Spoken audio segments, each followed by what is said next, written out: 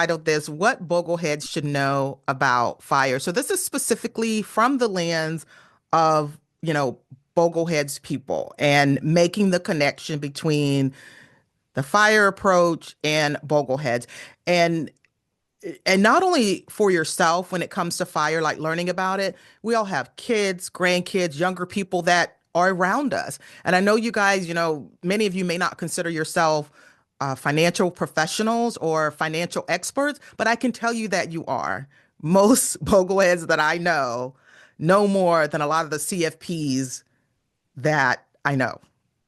So keep that in mind. So I'm sure you have people coming to you for advice, to bounce things off of you, to ask you, have you heard about this? What do you think? So I figure, okay, so your guys are in this space. You love personal finance stuff just like I do. So this is something that's kind of newer. And I just want to share what I know about fire, answer any questions that I have so that you feel comfortable and it's not, some mystery or something that you've seen in, the media that is a misrepresentation of what fire is. I've done it. Like I said, I retired from my corporate job at the age of 49. And that's after, growing up in poverty. I've been divorced. I was part of the time I was a single mom. So all of those things I overcame. So I like to kind of look at this to say almost anyone can get to financial health, whether, it's kind of through the Bogleheads way or thinking more about financial independence where you want to do it early or whatever. It's hope for everybody. And more than anything, even if you don't retire early, to improve your finances, you are moving the needle. And maybe your future generations or younger people around you can benefit from what you're learning. So let's go ahead and get started. Now, I do like to start my presentation off the same way. And that's like, how do we get here where most people know nothing about money and personal finance? And the main reason is that it's not taught in schools. Most people don't learn it at home, or if they do, sometimes it's really bad habits that they unfortunately repeat. So I have a question for you guys. So as of January 2025, anybody want to guess how many states require personal finance as a standalone course in order to graduate from high school? Now, I'm so glad to see that this is even a topic of conversation these days, but at least a lot of the younger generation will get a lot of this financial education in high school. They'll be required to take a standalone course before they graduate from high school. Now, let me see if we got any guesses. Generally, people are too pessimistic. So I see 5, I see 1, I see 15, 5, 26, 2. Okay, those are all good guesses. Like I said, some are kind of pessimistic in the single digits, but here is the number as of January 2025. There are 26 states. So that's encouraging. It's more than half. And these are anybody think that California is one of those states that require personal finance in order to graduate? What do you guys think? Let's see. People think that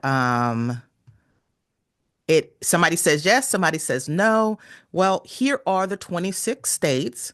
They're in alphabetical order. So as you can see, California is now included. And this was as of 2024. So this is very, very recent. I think California ended up having to take it to the ballot box and it got passed. But this has been worked on for years. And California is one of the only large states that require it. Like New York doesn't require it. Texas doesn't require it. Illinois doesn't require it.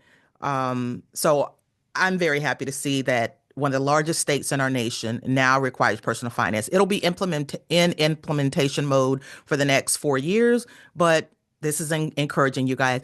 And I think at Bogleheads 2023, we had Tim Ranzetta, who is the guy that's in charge of Next Gen Personal Finance.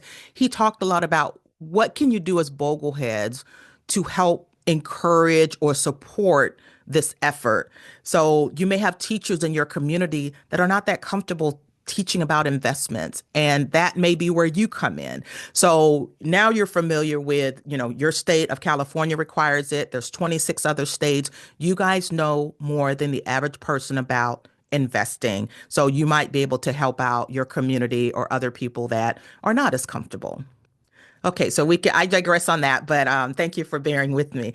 So there was a fire panel featured at the 2024 Bogleheads conference, and you probably ask why. Why would Bogleheads be having fire? This is just totally not in sync. However, what they have been doing is encouraging future generations to learn about investing. So you had people bringing their kids and their grandkids, younger people that they know should be learning this Bogleheads philosophy of investing. And I can tell you, when I was on the fire panel, I was on stage and I sort of looked down, and I was surprised at how many younger people was in that room. I didn't think a whole lot of younger people went to Bogleheads, but the demographics are totally changing. So if you were thinking about going, think about if you've got any young person in your life that might appreciate it, bring them along. There is actually programming that they would probably find very interesting. So this was the panel, and you may recognize some of these names, but it was called the Fire All Stars. And I didn't feel like I belonged in this group. However, Carson Yeski, he talks all about safe withdrawal rates and things like that, the sequence of return risk. Paula Pant, she has a podcast called Afford Anything.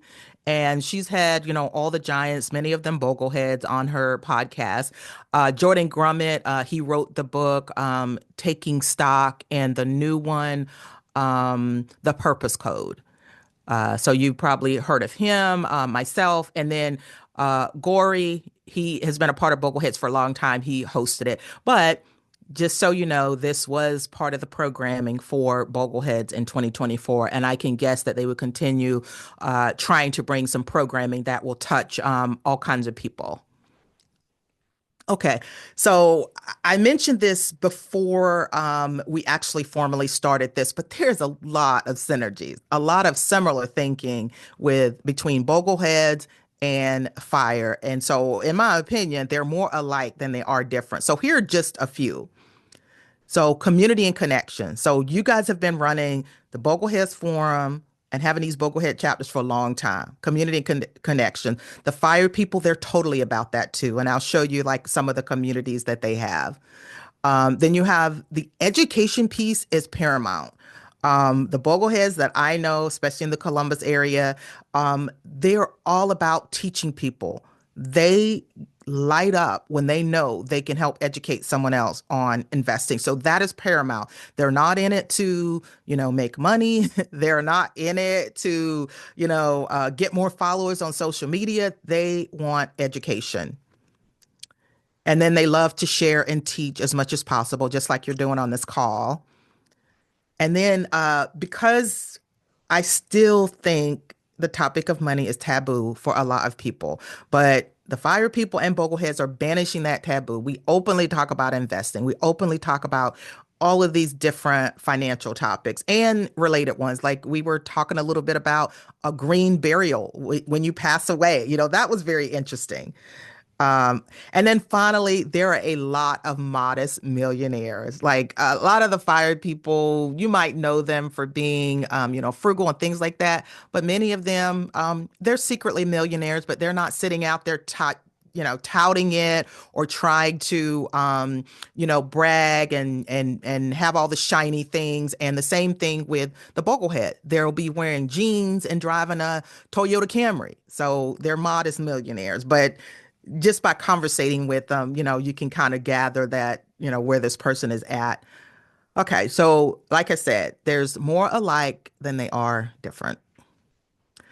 So here's Fire in two parts. I'm going to start with the basics because I don't want anyone to get lost or think that this is anything that is really complex. So the first part of Fire is financial independence.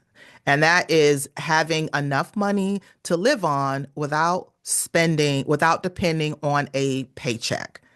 Many people never get to that place in their lives, but having the financial independence where you are free to do what you want to do because you love it, and that's how you want to spend your time, is a big difference.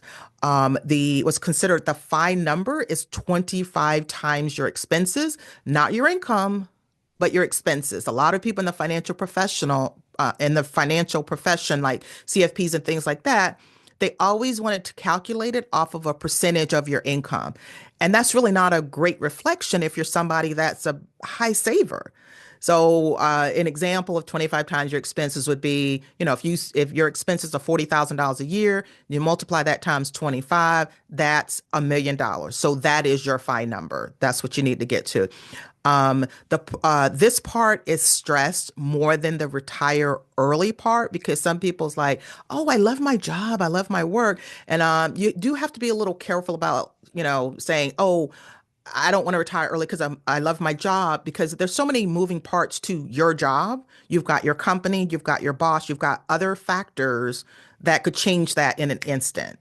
So, it's great to love your work, but that doesn't have to mean that you have to do that only via a job, right? So here's the retire early part. Again, not stressed quite as much as the financial independence, because if you think about it, most people would want financial independence. So the retire early part is leaving that full-time workforce earlier than normal retirement age, which in the US is 67 for most people if you ask Social Security. Some people might say that it's 62 because you could start taking Social Security early. So it's somewhere like in the 60s. So when you see stories about the 30-year-old or the 40-year-old that retired early, that's great, but that's not typical. The media, of course, they want the things that's going to get them clicks and people that is going to, have more eyeballs on their article. Now, some people, I put clients there, but just some people may love their job and they don't want to retire early. As I mentioned, be careful about the job part because that could be gone in an instant. And then creating the option to retire early, that's the aspirational goal. So if things do change that's out of your control, you're like, you know what? I'm okay. I can retire anyway. So I stress retire early from the standpoint of having the ability and the means to be able to walk away at any point. If you get the crappy boss all of a sudden that's creating a toxic workforce, it might be time to say, hey, I wasn't going to retire early because I like my job here, but I don't like it anymore. I'm out.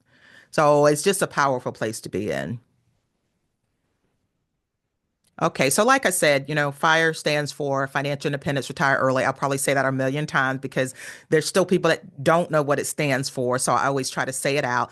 So it is a hot new acronym, but the concept behind FIRE is not new. Bogleheads has been doing this for decades. So this is what I mean. So FIRE is just really building wealth. So everybody has probably heard of some version of the saying, live on less than you earn and invest the difference. And in a nutshell, you're increasing three things. You're increasing your income, your savings, and your investing. And then you're decreasing these three things: your debt, your taxes, and expenses. In a nutshell, that's what it is. The FIRE concept simply speeds up the process. You have a higher savings rate. You have a higher investing rate. You may start to increase your income. So it's just taking some of these concepts and totally optimizing them. And then the result is speeding up the process quite a bit. So the FIRE movement, and try to always explain the difference. The FIRE movement is a little bit different. It's about buying your time back so that you can do what you love much sooner than you ever imagined.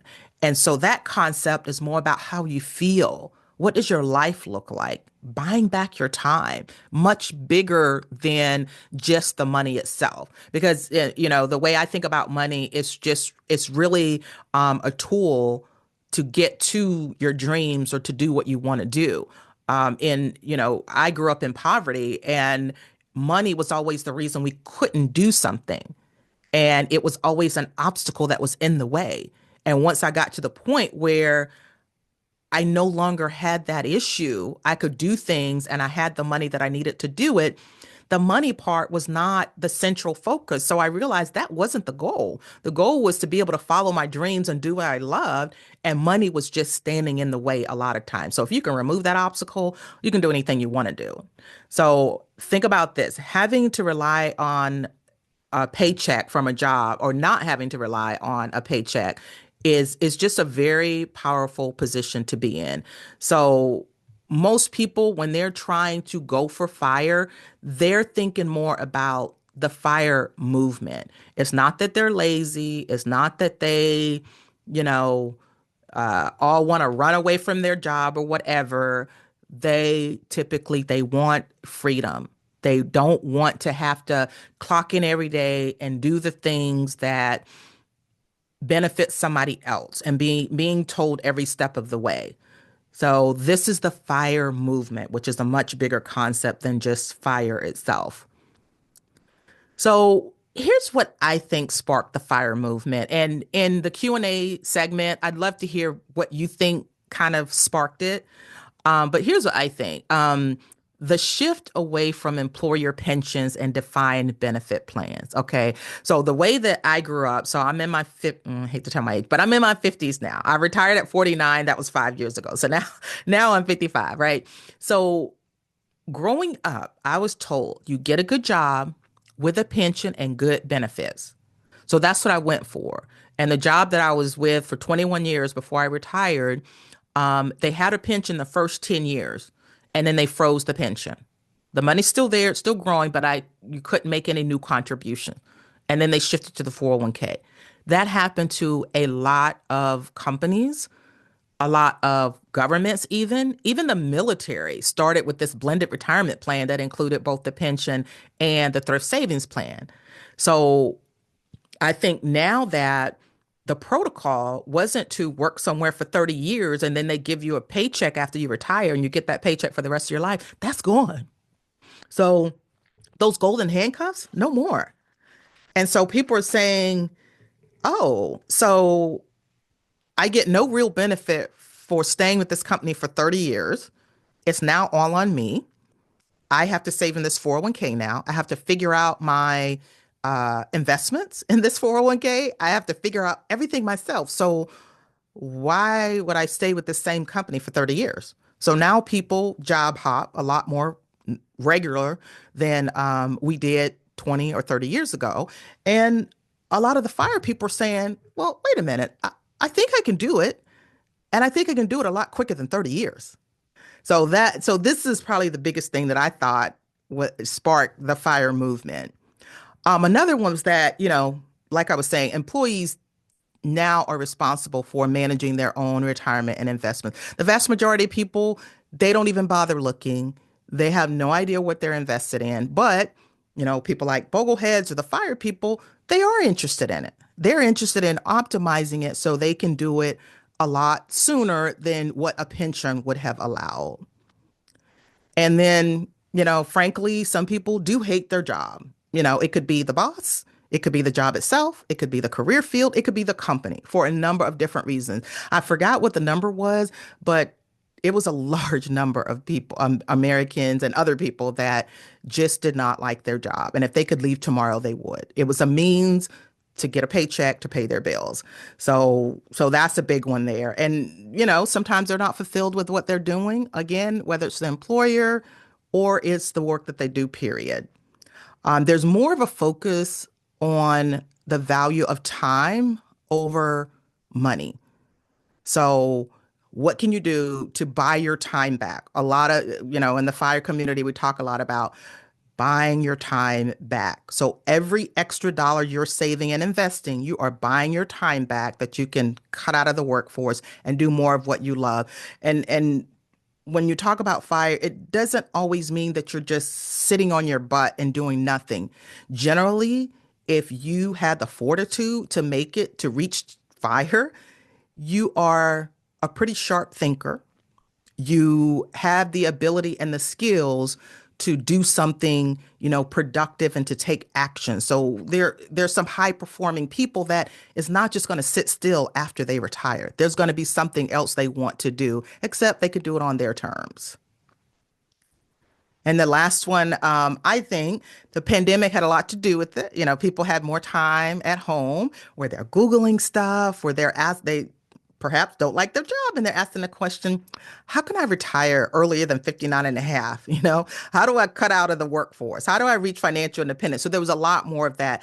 I felt like the fire concept was kind of leveling out a little bit, it seems. But 2020, I think, shot it right back up where there were so many people that were starting to be more attracted to this and seeing that, hey, after doing a little bit of research, I just do want to get rid of this job, or I want to do things on my own terms and I want to feel more fulfilled. So pick your descriptive word, but a lot of these are things that, kind of connected them or led them to fire or the fire movement. So, the early days of fire. So, I would say I probably started learning about fire definitely in the early end. So, um, it started getting popular originally around 2012. There was starting to be podcasts, and it just became another niche under the personal finance umbrella. So there was like features, and every major media publication was writing about it. CNBC, Forbes, and New York Times, Market Watch. They kind of fanned the flames, and they got every unique fire person they could find and highlighted them. And that's how people were first introduced to fire and thought it was okay, this person represents fire or the fire movement. And I think that led to some misinterpretations or misnomers about fire. But this is how most people were introduced to it. It often labeled the movement as like extremely frugal or extreme minimalist or very Spartan people that, lived off of nearly nothing and never wanted to spend a penny. And again, for people to see some of these articles, this is why they thought this way. So in the early days, it was primarily young. If you had an avatar for it, it would be young, a white male engineer, tech, or other high income earner. That was what was all being highlighted in the media. And there wasn't much diversity. There wasn't a whole lot of women or people with family. Now there's like every niche you can even think of. But this was the early days, and it's come a long way since then. That was 2012. Now is 2025. So well over 10 years. Okay. There are now a lot of different niches in the fire movement. So you got a lot of different types. We'll talk a little bit about Coast-Fi, Lean-Fi, Barista-Fi, Fat-Fi. Someone was asking me a little bit about some of these niches before we got going here. There are different niches, different people based on family makeup. A married group, couples, single people, people that have kids. And then people at the starting point. The name of my podcast is Catching Up to F.I. So we cater to late starters. But then there's people that's really young, like just out of college talking about fire. And then people that are post fire, that are already retired. There's a Facebook group called Finally F.I, where, everybody has reached F.I. So they talk about some different topics. There's a lot of different career fields that have, similarities. So physicians, you got the coat investor. He's a Boglehead, Jim Dolly, and he has an amazing white coat investor community of physicians and other medical professionals. Then teachers. There's a organization called, their nonprofit now called 403B Wise, and they cater specifically to K through 12 teachers. And then you've got the military, whether it's federal or state, or so you've got federal or state government workers, including the military. So different demographics based on age, ethnicity, genders, all of those different demographics. Then lifestyle. Some people that are nomadic, so they really don't have a home address. They are either living the van life or they're visiting other countries. So you've got that. Location like California people or high cost of living areas, some unique challenges for that group of people. It could also be based on, the country that you're in or a certain region. So yeah, so those are just, I just wanted you to kind of get the extent of these different niches that is under fire. It's not just one type. Okay, so here are some of the four main types of fire. So coast fire, this is primarily where your nest egg is at a point where you don't need to make additional contributions to your retirement, and the growth is enough to support your future retirement. So let's say, you're 35, you've got $500,000 and you've done the estimates, the growth estimates, and in the next 10 years or 20 years or whenever you want to retire, just based on the growth of that, you'll be at your retirement number. Then you've got lean fi. So this is where you're approaching fire at a lower income or on a smaller budget. So I know that lower income is like relative, but typically it would fall under the average household income in your location. So California might be a little bit different. Like for California, I'm in a low cost of living area, but let's say if California, the average income is, I don't know, $100,000, right? So lean fi might be $50,000. Now, where I live in Ohio, the average income might be more like $50,000. So lean fi might be something like, thirty or $40,000. But with a smaller income, typically comes a smaller budget, right? Because you want to live on less than you earn. So that's lean fi. And then you've got fat fi. Okay, this is the granddaddy here. All right, think physicians, attorneys, or other highly paid individuals that are used to living on a much higher income. And they're like, you know what? Because I think this particular type of person was turned off by fire because they're like, I don't want to live a Spartan lifestyle. I don't want to budget for every little thing I need. I want to live the life. I want to go traveling 4 times a year. I want big fancy trips. I want to fly first class. So this is the fat fire where typically you have a much larger income, a much larger budget, and you have a much bigger retirement number. And then the last one here is barista fire. So it's funny how they name everything. So barista is just having enough of a nest egg to trade in that high demand job. Some people, let's say they might be an engineer and all of a sudden they're like, I don't even like engineering anymore. And it's stressful.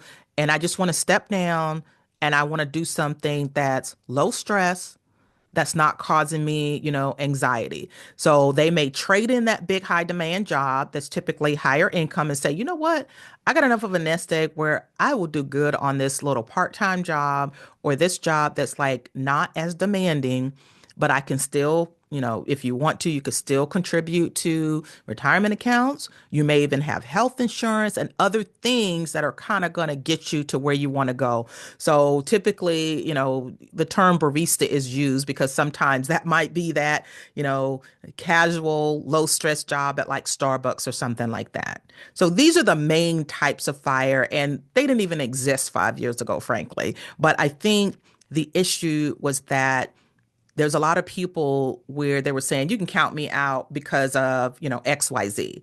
And the niches were created to say, hey, this is pretty inclusive. Like, no matter where you're at or what approach you want to take, there's actually a way that you can do it. So whether you're low income, high income, whether you're, close to your retirement number or got a lot saved or not, there is something within this fire movement that probably would still allow you to, go for this approach. So what are some tenets of fire? So again, when you see these, you're going to think a lot of these are very similar to Bogleheads, right? So the first one is index fund investing. They love, well, I'll say I'm part of the fire movement too. We love index fund investing, VTSAX and chill, and that's the mutual fund version of the total stock market index fund, I believe, right? So they even have t-shirts, VTSAX and chill. Now, I don't know why this is the one that they focus on because there's plenty of other Vanguard ETFs and things like that, but this is the one that the needle got stuck on. So they love Vanguard funds, and their favorite one is this VTSAX. They are all about minimizing expenses, except especially the big three. The big three are housing, transportation, and food. I think one of the other big expenses that's kind of invisible is taxes, but I'll put that as a line of its own where we do focus a lot on taxes. And when it comes to retirement accounts, you are focusing, taxes is a big part of that.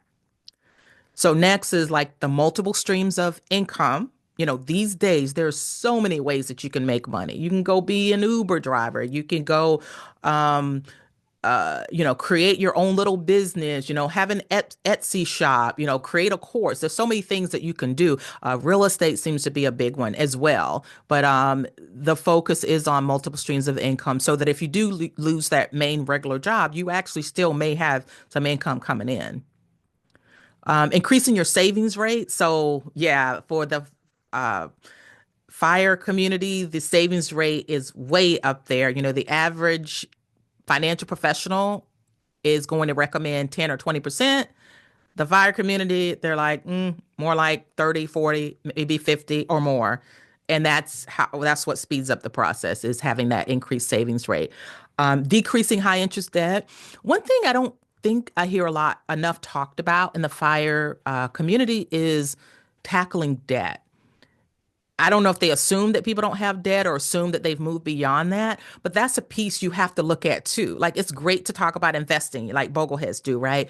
But before you go all in with investing, do you have consumer debt that you're paying, 28% interest on? Let's try to get that under control first. But definitely we want the debt out of the way. Some people are, I would say, almost overly debt averse, where they have a 2% interest in their mortgage and they want to pay that off. And that's totally okay. It really comes down to psychology and how you feel about it. But again, many people are just totally debt averse and just don't want any debt, no matter what the interest rate is. So the other tenet is using the 4% rule. So as we project our retirement, obviously it's going to be a little bit different if you're planning for a 40 or 50-year retirement versus a 20 or 30-year retirement. So the 4% rule, which is really just a rule of thumb, we still start with that. And a version of that is this 25 annual expenses. And basically, it's, if you take 100 and you divide it by 25, that's 4%. Or if you take 100 and 4% of that is 25. So a component of the 4% rule is, okay, how much do you need to get the nest egg? How much does your nest egg need to be to support the 4% rule? Now, there's been argument, should it be 5%? Should it be 3.5? So it's just a guideline. And I feel like you need some kind of starting point. 4% is a great starting point. And just keep in mind what it includes and what it doesn't include. For instance, it already includes inflation, but it doesn't include Social Security. It doesn't include a pension. But if you start with that one number, you can start to build around that. And in order to make the 4% rule work, to look for your lump sum, that would be 25 times your expenses. Now, again, these are very, very similar to Boglehead's philosophies. Not exact, but I think if you took the whole underlying theme, they are very similar. So now here's a few misnomers about fire. Sometimes you have to look in the mirror or turn the tables on yourself and say, when I, came to do this presentation, or when I was at Bogleheads last year, like, how do people even see fire? Like, I know what it is, but they may look at me and think certain things because that's what they've seen in the media, or that's what they've heard about fire. So here are a few misnomers that I kind of want to break down. So we're all cheap. Are there some really cheap people in the fire community? Yeah. Are there some cheap bogleheads? Yeah. So there's a little bit of that, but not every person is cheap, right? Um, we're all retiring in our 30s. Well, let me tell you, 30s is decades ago for me. So it's not just people in their 30s. Um, Again, early retirement to me would be anything like under really 65, would be considered early. It's for lazy people that hate their job. Are they some lazy people? Yeah, it might be. Are they people that hate their job? There's a lot of people that hate their job. Let's be realistic. If you love your job or love the work that you do, then congratulations, but you are in the minority.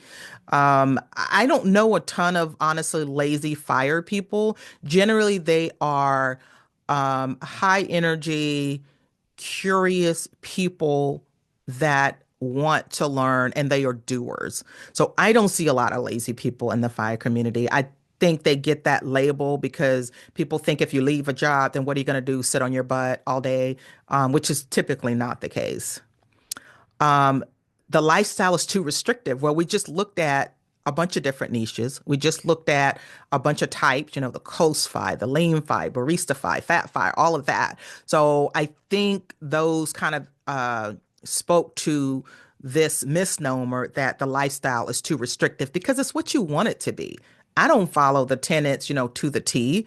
I do what works for my lifestyle and my circumstances.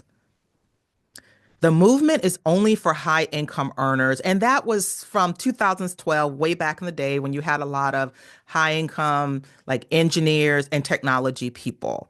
And that's just not the case. I was an average income earner. I lived in Ohio, so I call it average. In California, they probably laugh at my salary, but my average income was about $80,000 a year. I never made over six figures. So I wasn't a high income earner. So I know that this is not true. And I know a lot more people that aren't high income earners that, made over six figures. We all live a bare bones life with no fun. So look, I'm having fun with the Bogleheads right now. So so that's not true. So yeah, it's not just, for some people, they are just naturally minimalist, and that's okay. Everybody live their own lifestyle. So are there some people that live a bare bones life? Maybe so. Some that don't want to have any fun. I mean, typically I see a lot of fire people that seem to love to travel and like travel international on big vacations. And they just find a smart and cost efficient way to do that. So most of the people that I know, they do enjoy having fun and hanging out with, other people, whether it's the fire community, family, friends, or whatever. You can't do this with kids. That was another one in the early days. They're like, okay, you got these dinks, DINKS. Dinks are double income, no kids. So that was something where a lot of people was just like, oh, sure, they can retire at 35. They don't have any kids. Kids are expensive.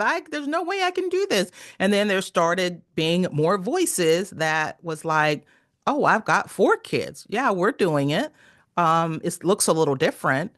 So no matter what your family makeup is, you could still, for me, I was a single mom and did it. So again, these are all misnomers. These are things that I've heard or seen in the media or gotten feedback on what they thought fire was. So are there some people in the fire community or part of the fire movement that has some of these characteristics? Probably so, but you can't generalize the whole group, right? So the most common questions after firing and after I retired early, I did start sharing my story. I didn't share my story before I retired. I guess just out of respect for my employer, I wasn't really talking about it publicly. But once I did it, and I did a couple visit videos. One of them was for Market Watch, another one was for like CNBC, and I was happy to share my story very openly, even including my numbers. So I always got these same questions. So you may have the same questions and I've answered them a million times, but no matter what, I still get the same questions. So I thought I would mention them here. So what about health insurance before 65, before Medicare? Figured out a way to do that. In most cases, it's the Affordable Care Act and the exchange at healthcare.gov. You may or may not qualify for subsidies, and it's very dependent on the state and to an extent, your zip code. So when people say, oh, the ACA is bad, well, you got to qualify that. How many people do you have in your family? Where do you live? What state are you in? So there's all these different things you got to look at. So to make a broad general statement, it's really not helpful to anybody. And I only figured this out when I started doing my own research. So, where do I get the money to live on now that I don't have a job? So I and many of you are used to every other week you have your paycheck going straight into your bank account. So now I have to manage that myself, whether no matter where the money's coming from, I have to make sure it's in my account to pay my bills. So, yes, it is a little more work and it is more dependent on you to regulate how often you need money going into your account. I try to set a threshold, like I don't want my account to go like under $2,000. So that is an adjustment that you have to do. And then, sort of a related one is how do I get money out of my retirement account before 59 and a half? I think this was the biggest one for me, but there are so many ways, you guys. So, you guys know about regular brokerage accounts, no age limit or anything, so you don't have to worry about that. Then you can take the contribution portion of your Roth IRA. And even if when you were working, you had a Roth 401k, you can just, do a trustee to trustee transfer to, any broker that you want. And your Roth 401k is not a Roth IRA, but you can take out the contributions penalty free anytime, any age for anything. There's something also in the IRS code.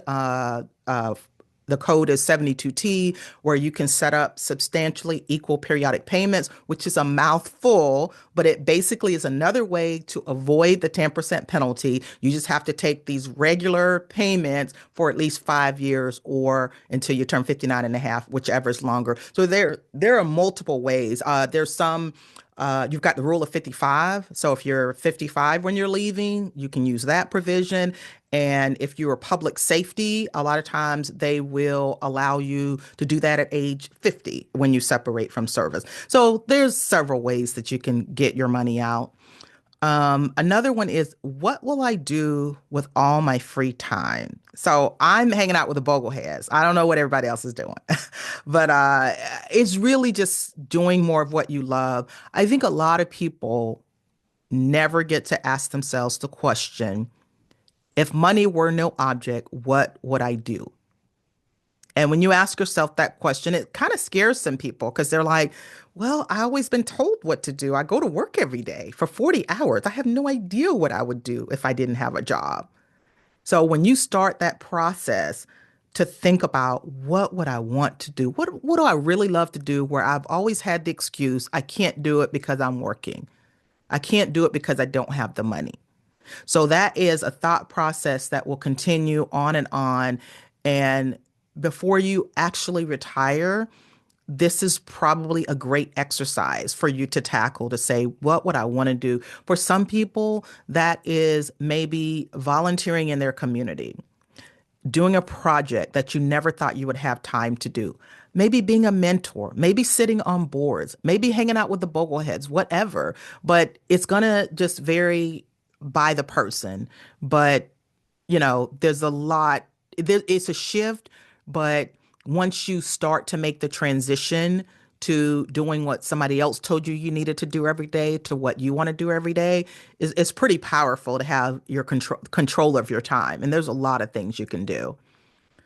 And then most of my friends are still working. Who do I hang out with now? And that's where I think, again, the fire community, the Bogleheads community, um, the community and connections are huge. And honestly, the people that were real friends at work, I continue to be their friends. We continue to hang out and do things together. So if your only network and you feel like if you left work, you would not have any friends, it's probably time to open up your network and expand it just beyond who is at your job, right? And because people change jobs so much more often, honestly, most of the people I kept in touch with, they had already left the company and gone somewhere else anyway. So keep that in mind that the world is much bigger. There's so many other ways to communicate with people and to make friends beyond just your job. It used to be that way. I don't think it's that way anymore. Okay, so here are some big names in the fire community. We talked a little bit about this before we got started, but these are probably the most influential and the most recognized voices in the fire community. Honestly, the first two, they're around, Bogleheads people's age. So Vicki Robin. Now she's on the older side. I think she just turned 80, but she is a genius. She wrote the book along with Joe Dominguez called Your Money or Your Life. And this was written back in the 80s. Vicki Robin was on Oprah twice. She's been on all the big talk shows talking about trading your money for your time and how soon, or could you sooner rather than later, buy back your time. So she still talks. She has some public platforms that she does now. I think she has a Substack, YouTube, but she talks about the things that are meaningful to her at her stage in life. And right now, it's a lot about aging. And she's just a very prolific thinker and speaker. And so definitely worth looking at some of her stuff. But she is connected to the fight. She's considered the godmother of FI. She's been around for a long time talking this concept. And this is what I mean when I say the acronym is new, but the concept behind it is not. Vicki Robin was talking about this in the 80s. And then you've got J.O. Collins, A Simple Path to Wealth. So this is a self-published book. I think he sold well over 600,000 copies already, but J.L. Collins is considered the godfather of FI. He talks a lot about investing, including his favorite Vanguard fund is VTSAX or VTI for the index fund version.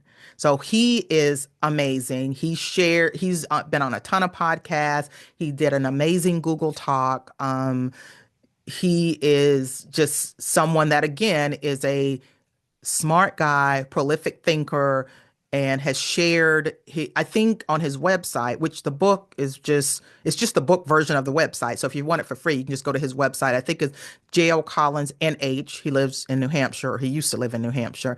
And he has like this 26-part series on investing. I'm sure most Bogleheads have heard of him. Then the next one is Mr. Money Mustache. He's a bit younger. He's one of these people that retired in their 30s. He was an engineer or tech guy, but he's a great writer. So his blog is MrMoneyMustache.com, I think. And he's written a ton of articles. So if you want the early days of FIRE and what the avatar was, it would be, his name is Pete Adney. But he was anonymous for a long time, and he went by Mr. Money Mustache. He's been on a ton of podcasts and all of that too. And then the next one, this is a podcast, Choose F.I. So Choose F.I. for me was like the first fire focused podcast. And they call it Choose F.I. because their emphasis was more on reaching financial independence. But they've pretty much have had every big name of anyone in the FI or fire movement. So if I had to recommend one single podcast to learn about fire, it would probably be that. But at this point, they've probably got close to 500 episodes, so it's a lot. But these are the names you will hear and probably the most widely known resources that talk about the concept of trading your time for money, reaching financial independence, and things like that. Now, let's see, fire-friendly communities and just other places and events that fire people hang out to. Many of these events are a cross of Bogleheads and fire people. So there's a lot of virtual, obviously. So Choose FI, Catching Up to FI, or other trusted Facebook groups is where a lot of people, do their communicating. The biggest one is Choose FI, but yeah, that's where you have the communities online where, you are commenting and posting and all of that, just again with like-minded people. Then Mr. Money Mustache has their own forums.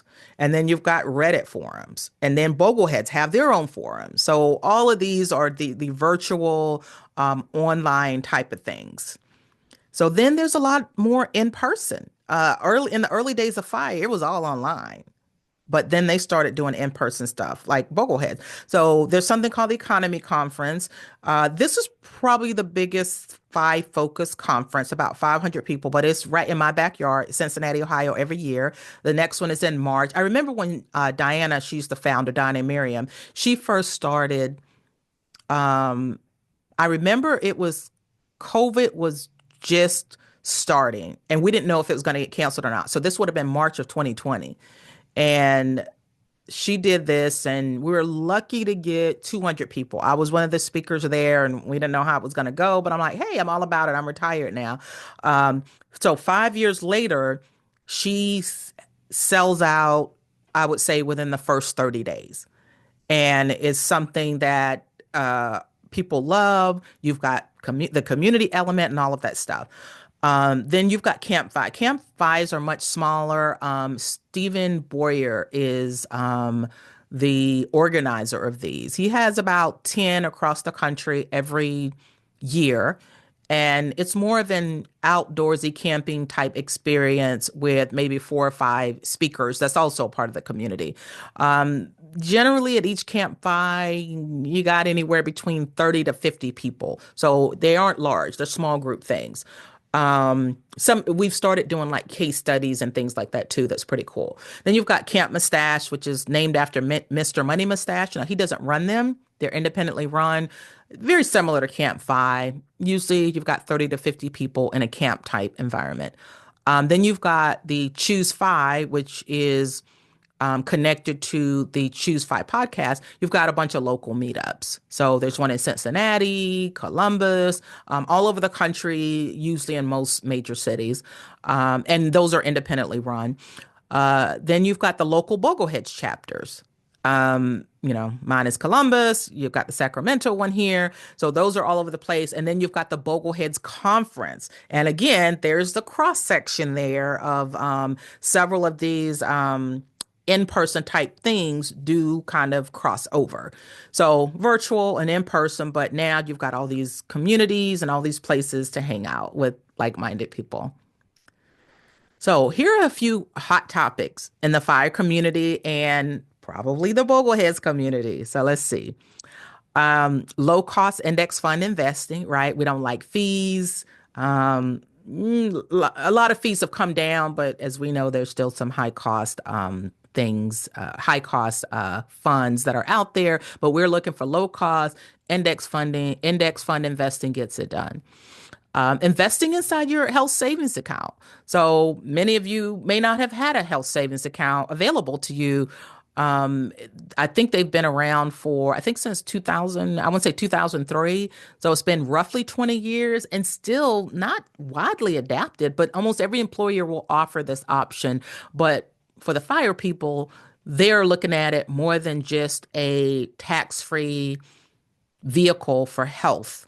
They're looking at it almost like a third or fourth retirement vehicle. So they are putting money in there, maxing it out, and investing the funds where it grows, grows, grows. For me personally, I'm kind of an HSA nerd because I was an early adapter. And a lot of the questions I had, the benefits people couldn't answer the questions. No one at work could answer my questions. So I started doing all this digging myself. So when I learned that it can roll over from year to year and I can invest it, I was all about it. So at this point, my HSA has grown to like $240,000. It's crazy.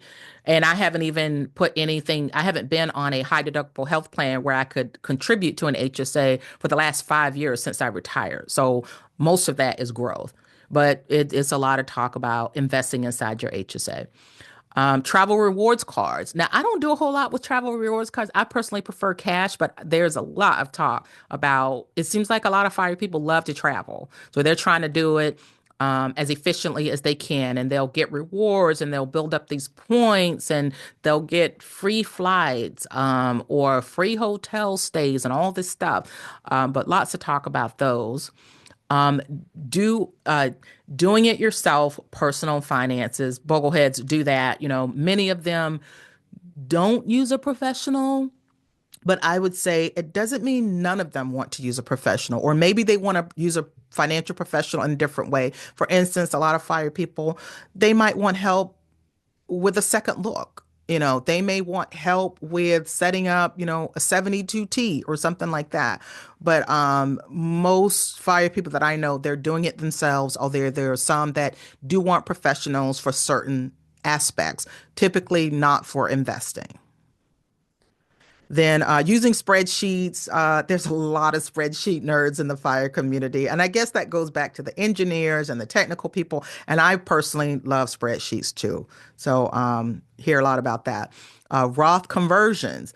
Sometimes I think they talk about it a little too much, but that is one way to get money out of your retirement account early, where you strategically take a certain percentage of your pre-tax investments and roll it over to a Roth. You have to wait 5 years before you can even, get to what you contributed, but that's another strategy to get money out of your account early. And then you've got real estate investing. There seems to be a lot of real estate investors, and that does help with passive income. That's another way to have income coming in even after you retire. So I hear a lot about that. And there's a lot of like podcasts and platforms dedicated to the real estate part. Me personally, I haven't gotten into the real estate stuff like that. Skepticism about Social Security. We were talking a little bit about this. I can tell you that the majority of the fire people that I know, they do not include Social Security in their early retirement plans at all. They don't think that it's going to be there. They just don't rely on it at all. Now, I did not include it at all in my fire planning and my fire numbers, but I've since realized I was overly skeptical about Social Security. And after doing my own research, because I was listening to people online, and I finally realized that a lot of the comments were like politically motivated or had political undertones. And so I finally just said, you know what, after I retired, I finally said, let me dig into this myself. I want to look at Social Security from like an early retiree's perspective. So I did the math with that, and you'll end up with something. All you need is a minimum of 10 years. Now, the calculation is based on 35 years, so obviously zeros are plugged in if you don't have all 35. Cool.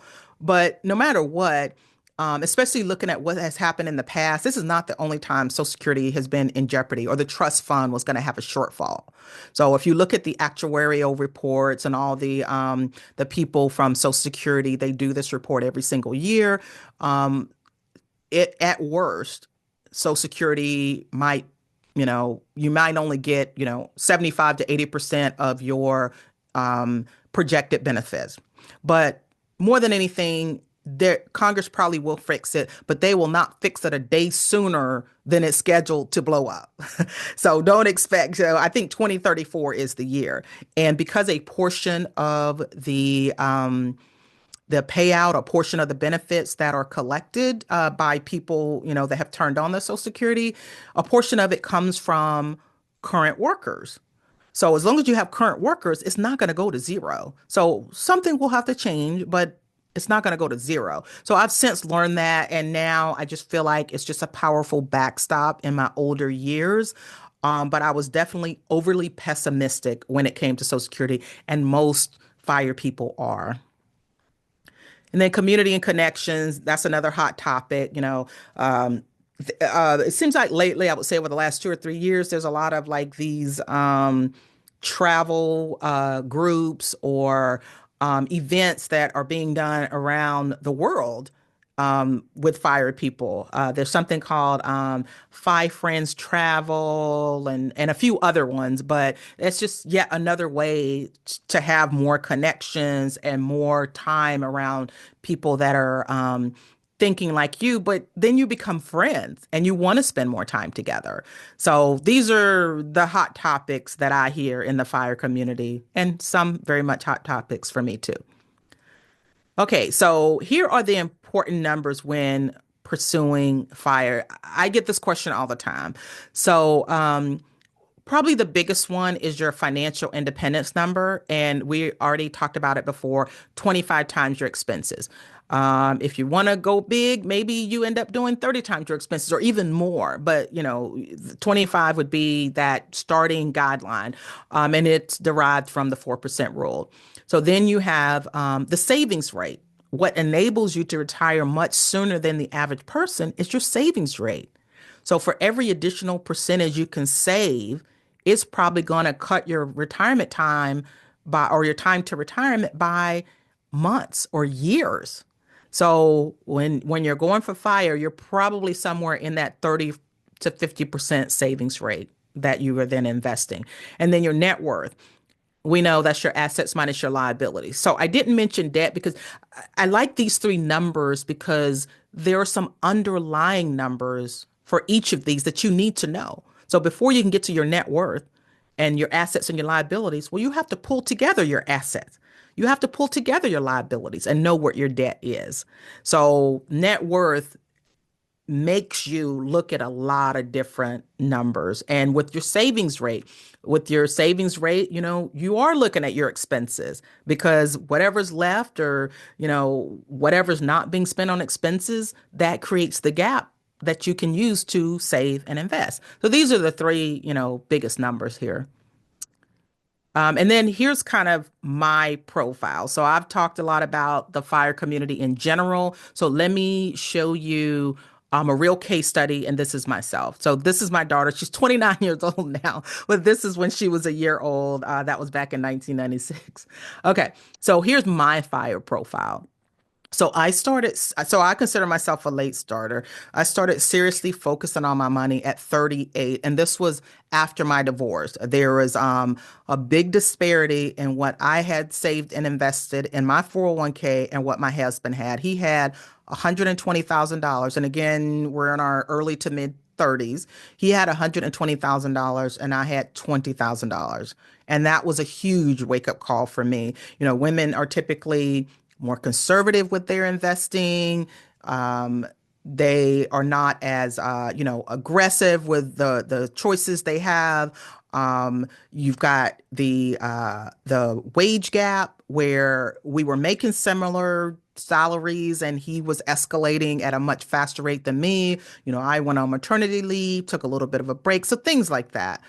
But my wake up call was right around 38 when I started seriously focusing on my investing. Um, about 10 years later, I actually reached my financial independence number. And I'm going to show you some of my actual numbers and how I got there because those 10 years were very important. But the whole idea and the whole process of focusing on my finances, that made all the difference. I started doing a lot of things very different and more efficient that I could have probably started doing sooner if I knew better. So I worked a couple more years. Like I mentioned earlier, I grew up in poverty, and one of the reoccurring things in my head was that I never wanted to be in poverty again. So when I'm waking up at 38, I'm like, how do I make sure that I'm never in poverty again and make sure that I'm going to be okay and my daughter's going to be okay? So even though 25 times my expenses, I reached that number at 47, that just wasn't good enough for me and it wasn't comfortable for me. So I worked a couple more years, thought about what my life would look like, post FI, created a much bigger cushion, and I retired, like I said, in December 2019. At that point, I was 49. And I was one of those people, I knew I didn't have a pension anymore, but I stayed at my company for a long time, 21 years. I had a few jobs before then, but my last employer, I was there for 21 years. Got a little bit of a pension, which is nice to have, but the majority was in my 401k. I was making less than six figures. Like I said, I do live in a low cost of living area. Well, I will say mid cost of living area in Ohio. And what I did, I looked at my Social Security earnings statement and I went back the last 10 years before I retired and I took the average and it was $80,000. But there was no single year where I made more than six figures. And like I mentioned, I grew up in poverty, and that seemed to be a reoccurring theme in terms of learning basic financial literacy, then becoming financial educated, and then getting to the point where I was able to reach financial independence and then retire early. My driving force was not being in poverty again. I got divorced. Like I said, that was my wake up call. And I think at the time my daughter was like 9 years old. So for the remaining 10 years, I was a single mom and kind of doing it on my own. And then I am part of the FIRE movement and part of Bogleheads. And I believe that there's a nice synergy between the both, as I mentioned throughout the whole presentation. So that's kind of my general profile there. Now, like I said, I'm pretty transparent with my numbers. So these are my salary and expenses at the time that I reached financial independence. I was making about $80,000 a year in my W-2 gross income. I had about $2,000 worth of other income. So there's that other stream of income, nothing to brag about, but hey, it was something. I still had about a $70,000 mortgage, and I decided to keep that because that was at a very low rate. Now, I know, there's that age-old debate, should you pay off the mortgage? Should you not? I think you need to look at yourself. If having a mortgage or any other kind of debt keeps you awake at night, you probably should pay it off, even if it was 2%. But for me, I consciously made this decision and said, do I want to pay it off? Do I not? And my final decision was that I'm fine with keeping it and making my payments. And I also think about, when you have a mortgage, especially with this low interest rate, think about inflation as well. I'd be paying a lot more money. I'm saving, inflation's growing up like crazy, but my mortgage that I'm paying is still the same, with the exception of maybe, taxes that might go up. My annual expenses was about $40 to $45,000 a year. So that made my FI number 25 times my expenses. So that would have been a little over $1 million. And as I mentioned, by the time I retired early, it was 2 years later, and my expenses had grown to, or I had accumulated more like 30 times my expenses. So the thing I like to point out, I do a similar presentation to just, everyday people that's not quite as savvy as Bogleheads, but I point out that my income was about $80,000, but my annual expenses was about 45. The difference, that's what I then saved and invested. So this is the big takeaway on this slide. Live on less than you earn, invest the difference. So here are my savings and investing. So when I was married, even a couple years after I got divorced, I was doing 10% because that's what I heard all the professionals and all the experts say, save 10% of your income. So that's what I did. But as I'm learning a lot more, I'm like, I can save more. I could have been to this 40% savings rate a lot sooner. And I just didn't know that that's what I needed to do. So I did increase that fairly quickly to about a 40% savings rate. And, I thought to myself, what was I doing with the extra money that I had that I didn't save? And I couldn't even tell you because I kept almost the same lifestyle, right? So, and here's how the 40% savings rate broke out. So I maxed out my 401k. The year that I retired, I think that was 19,000. I got a company match. The company match was generous. Well, when they froze that pension, they offered a more generous 401k. So if I put in 7%, they put in 9%. Very generous. Typical match is about 6%. I started maxing out my Roth IRA at the time. That was 6,000.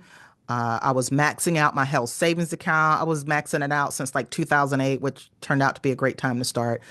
And then I had about $2,000 or I was saving about $2,000 in other investments like brokerage and stuff like that.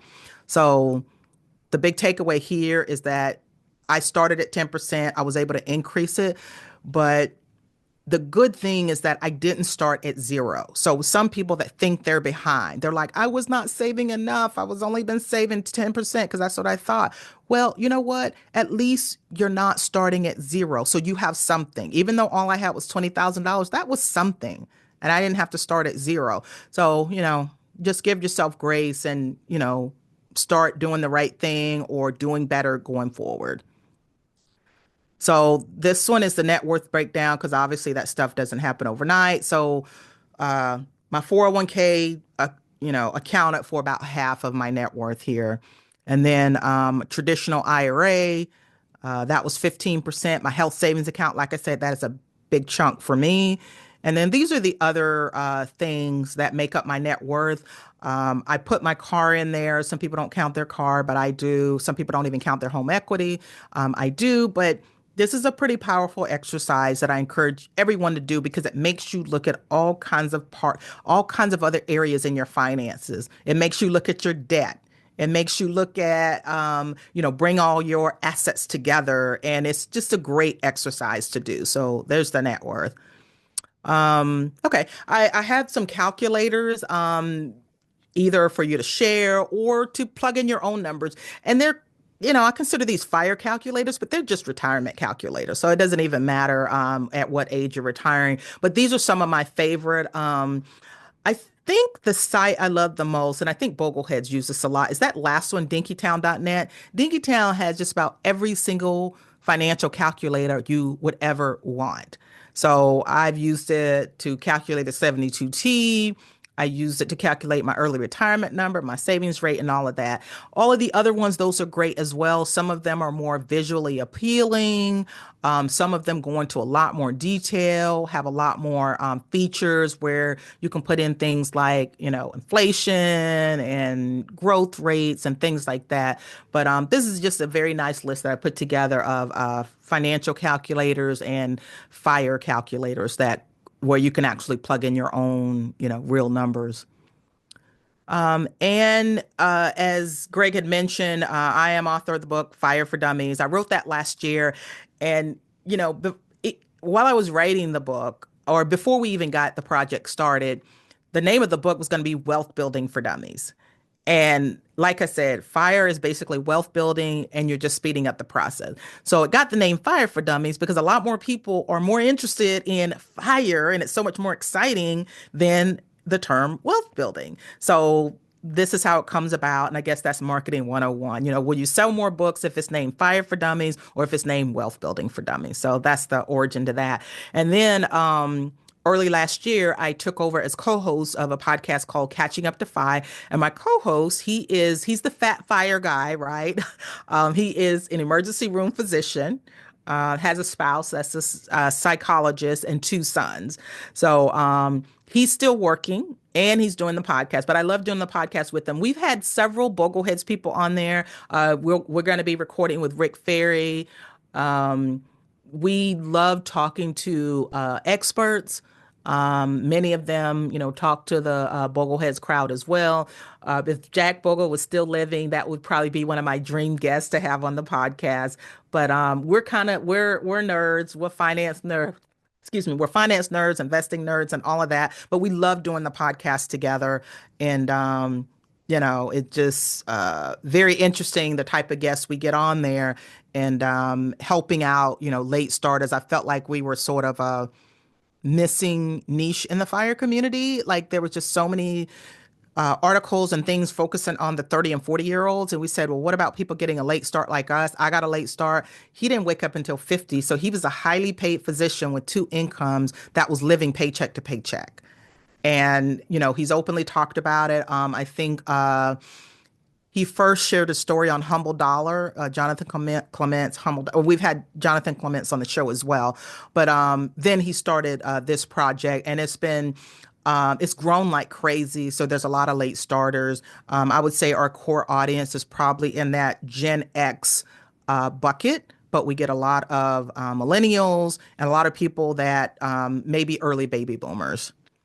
And that's pretty much it. But this is where we can stay in touch. I'm on LinkedIn. I'm a corporate girl, so I spend a lot of time on LinkedIn. I feel like I get the least trash on LinkedIn. And then my link tree, which is just links to all the things that I've done and different ways you want to connect with me on whatever social media platform. But the QR codes are live. Feel free to connect with me. But I love Bogleheads. I love my Columbus chapter. And it was just an honor to kind of present in front of you guys. And I am happy to take questions.